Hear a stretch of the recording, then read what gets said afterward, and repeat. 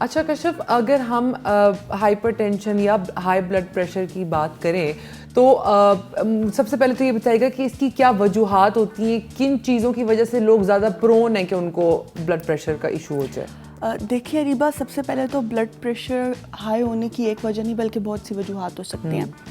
और लोगों के माइंड में ये बात है कि सिर्फ नमक वाले खाने खाने से ही आपका ब्लड प्रेशर हाई हो सकता है, लेकिन इसके बरक्स मोटापा, ओवरवेट होने से भी आपका ब्लड प्रेशर बहुत ज़्यादा हाई हो सकता है।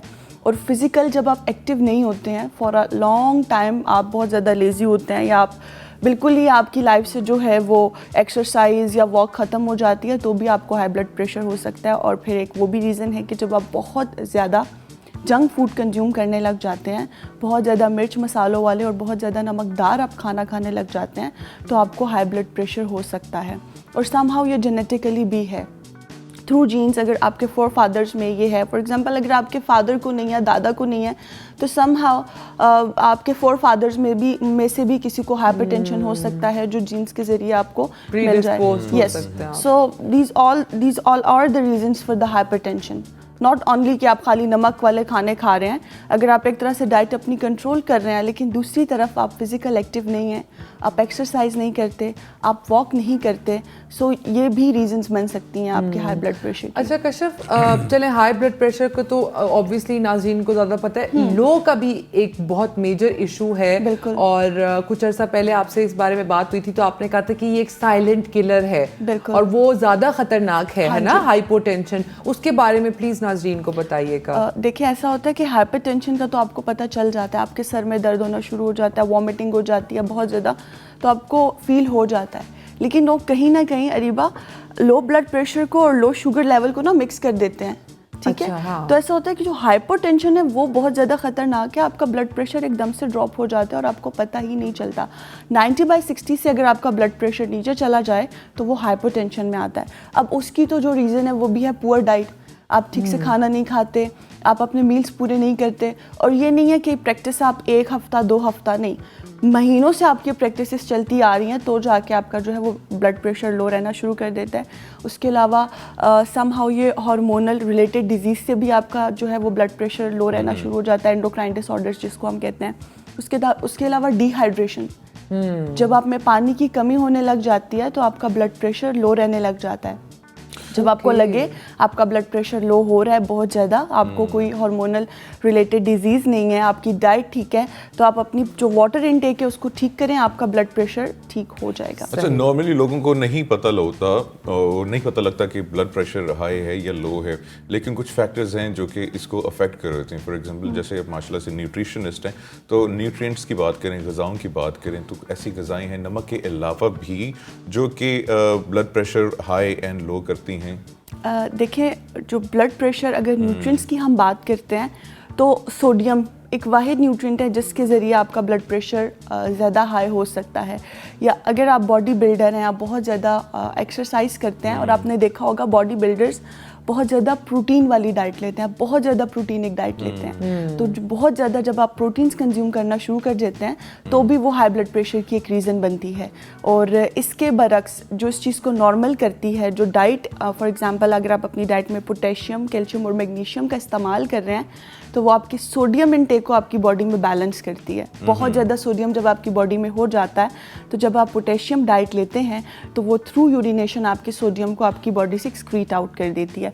न्यूट्रिएंट्स की बात करें तो ये बहुत ज़्यादा जब आप प्रोटीन्स कंज्यूम करते हैं या बहुत ज़्यादा आप मसालेदार और नमकदार खाने खाते हैं तो आपका ब्लड प्रेशर बहुत ज़्यादा हाई होता है। पोटेशियम और वो कौन सा था, कैल्शियम मैग्नीशियम से सब मादनी आता है, मिनरल्स हैं। इस पे आप मुझे बताइएगा कि ये कौन सी ग़िज़ाओं के अंदर मौजूद होते हैं ताकि अवाम की बेटर अंडरस्टैंडिंग हो। यहाँ पे हमें एक कॉलर ने ज्वाइन किया है, काशिफ ने। अस्सलाम वालेकुम।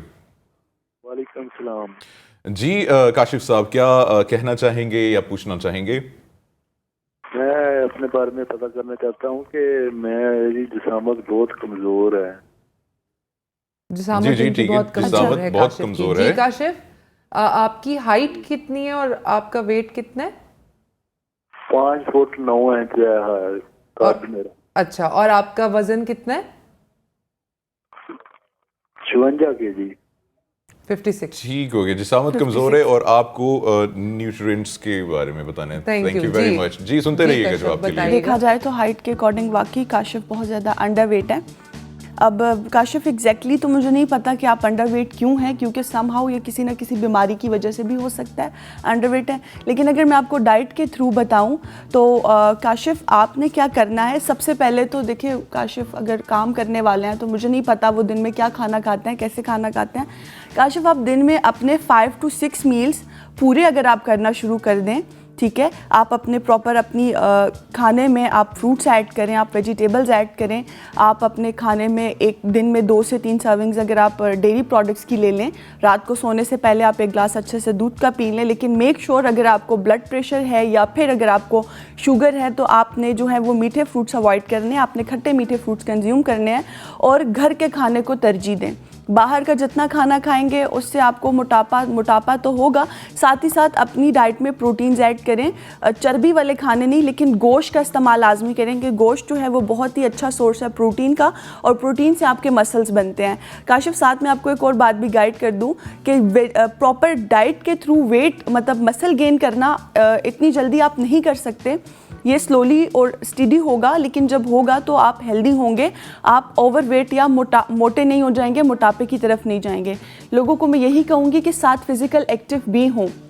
जब आप फिजिकल एक्टिव होंगे आपके मसल्स खुलेंगे और इस चीज़ का भी आपको बहुत अच्छा आप पे असर होगा इस चीज़ राइट। का। चलें, उम्मीद करते हैं कि आपको आपके सवाल का जवाब मिल चुका होगा। अच्छा, हम बात कर रहे थे न्यूट्रिएंट्स की। आपने बताया सोडियम पोटेशियम ज़्यादा कंज्यूम करने वाला जो है वो उसकी रीजन से ये कौन सी ग़िज़ाओं के अंदर पाए जाते हैं, किनको अवॉइड करना चाहिए, किनको ज़्यादा नहीं खाना चाहिए, किनको खाना चाहिए? अच्छा, मादनियात की हम बात करते हैं तो अगर आपने देखा होगा कोई पेशेंट है जिसका बहुत ज़्यादा ब्लड प्रेशर हाई होता है तो उसको बोला जाता है कि आपने साग नहीं खाना। और आप लोगों ने भी चीज़ नोटिस की होगी, नॉर्मली जब हम घर में साग बनाते हैं तो उसमें आप नमक ना भी डालें तो फिर भी वो नमकीन होता है, और अगर आप उसमें थोड़ा सा नमक डालें तो वो बहुत ज़्यादा हो जाता है। तो ब्लड प्रेशर के पेशेंट्स को मैं यही सजेस्ट करूँगी कि आप लोग ग्रीन लीवी वेजिटेबल्स का इस्तेमाल इतना ज़्यादा ना करें, उसके बरक्स आपने इस्तेमाल करना है खट्टे मीठे फलों का। ठीक है, खट्टे मीठे फलों में पोटेशियम और कैल्शियम की मिकदार अच्छी पाई जाती है। जो आपने देखा होगा अक्सर कहते हैं यार ब्लड प्रेशर बहुत हाई हो रहा है, एक नींबू निचोड़ के ले लो, आप पानी में डाल के ले लेते हैं तो एकदम से क्या होता है आपका ब्लड प्रेशर वो नॉर्मल कर देता है। उसमें मौजूद जो पोटेशियम होता है वो एकदम से आपकी बॉडी में जाता है और सोडियम को बैलेंस कर देता है। यहाँ पे एक और मिथ भी लोगों के मतलब एक और भी गलत फहमी है कि बहुत ज़्यादा जब आप सिट्रस फ्रूट्स लेते हैं तो आपका ब्लड प्रेशर लो हो जाता है। पोटेशियम वो मिनरल है जो आपका ब्लड प्रेशर लो नहीं करता बल्कि उसको नॉर्मल स्टेबल रखता है। अच्छा, स्टेबल रखता है। तो आप उसको इजीली कंज्यूम कर सकते हैं। सोडियम की हम बात करते हैं तो आपने देखा होगा अक्सर ड्राई फ्रूट्स आते हैं, रोस्टेड होते हैं जिनके ऊपर बहुत ज्यादा सॉल्ट होता है। ठीक है, इसके अलावा प्रिजर्वेटिव्स और कैंड फूड जो आप लोग मतलब बने बनाए खाने ले रहे होते हैं, ठीक है, प्रोसेस फूड्स होते हैं, फ्रोजन फूड्स होते हैं, ठीक है। सोडियम अच्छा, बहुत ज्यादा इनमें पाया जाता है। यहाँ पे हमें कॉलर ने ज्वाइन किया जी। अस्सलाम वालेकुम, कौन कहाँ से? जी वालेकुम सलाम, शौकत अली सर बात कर रहा हूँ जड़ावाला से। जी शौकत भाई बताइए क्या पूछना चाहेंगे? जी मुझे शुगर भी है तो उसके साथ ब्लड का भी मसला रहता है, कंट्रोल नहीं रहता है एक जगह पे। ब्लड प्रेशर आपका हाई रहता है या लो रहता है? लो भी रहता है, हाई भी रहता है। ठीक है। और आपको कौन सी शुगर है? इंसुलिन लगती है या दवाइयाँ लेते हैं उसके लिए? जी इंसुलिन भी लगती है और दवाइयाँ भी ले लेता हूँ जी। अच्छा, और कितने अरसे से है आपको ये? तकरीबन 3-4 साल से। ठीक है। अच्छा मुनीब, ऐसे करिए शौकत साहब का आप नंबर नोट डाउन कर लें, प्रोग्राम के बाद हम इनसे कांटेक्ट करेंगे, इनकी प्रॉपर हम हिस्ट्री लेंगे, उसके अकॉर्डिंग हम क्योंकि इनको ब्लड प्रेशर भी है, इनको शुगर भी है, तो बहुत ज्यादा ठीक हो गया। ये नंबर जो हमने आपका नोट डाउन कर लिया, इंशाल्लाह प्रोग्राम के बाद जो है कशिफ हम खुद आपसे कांटेक्ट करेंगे। एक और कॉलर हमारे साथ यहाँ पे मौजूद हैं जी। अस्सलाम वालेकुम, कौन कहाँ से? लाइन आई थिंक ड्रॉप हो गई है। अच्छा कश्यप, मैंने सुना है कि केलों में पोटेशियम बहुत ज़्यादा होता है, तो जिन लोगों को डायबिटीज़ नहीं है, इस तरह मेटाबॉलिक कोई इशू नहीं है, लेकिन ब्लड प्रेशर अगर हाई हो जाए तो केला तो खा सकते हैं कि पोटेशियम खा जाते हैं। हाँ, पोटेशियम उसको कवर अप कर लेगा। फ्रूट्स की हम बात करते हैं। अच्छा रिबा, आपने भी सुना होगा अक्सर हाई ब्लड प्रेशर के मरीजों के लिए एक डाइट आती है जिसको हम कहते हैं DASH diet, dietary approaches to stop hypertension. इस डाइट में मोस्टली पेशेंट्स को फ्रूट्स और वेजिटेबल्स पे रखा जाता है, बहुत ज़्यादा। जब आप अच्छा 15 डेज़ के लिए अगर आप ये डाइट फॉलो अप करते हैं तो नेचुरली कुदरती तौर पे आपका जो ब्लड प्रेशर है वो नॉर्मल होना शुरू हो जाता है। इसके बाद अगर आप थोड़ी बहुत बद परहेज़ी भी कर लेते हैं एक दिन तो आपको अफेक्ट नहीं करता, ठीक है। तो डैश डाइट यही है कि फ्रूट्स एंड वेजिटेबल्स आप तमाम खा सकते हैं। ब्लड प्रेशर के लिए आपको कोई इतनी खास मनात नहीं है कि आप ये वाला फ्रूट ना खाएं या ये वेजिटेबल ना खाएं, तो इसलिए आपको राइट। चलें यहाँ पे एक और जो है कॉलर को शामिल करते हैं प्रोग्राम में। बलूचिस्तान से अब्दुल बासित बात करें जी। अस्सलाम वालेकुम। वालेकुम अस्सलाम, क्या हाल है भाई साहब, खैरियत से? अल्हम्दुलिल्लाह रब्बिल आलमीन। आप बताइए, पूछिए क्या पूछना चाहेंगे? ये शुगर के वाले से पूछना है, क्या ये मोरूसी बीमारी भी है या सिर्फ बड़े उम्र में ये लग सकता है? तो नहीं, ये तो कभी भी हो ठीक सकती है, ये शुगर तो कभी भी हो सकती है। अच्छा सवाल है। अच्छा, मैं we'll get back बताती to हूँ। you। इसमें मोरूसी या क्या? देखिए, शुगर का ऐसा है ना कि एक शुगर होती है टाइप 1, डायबिटीज़ मेलाइटस टाइप 1, जो आपको बचपन से ही होती है पैदाइशी तौर पर।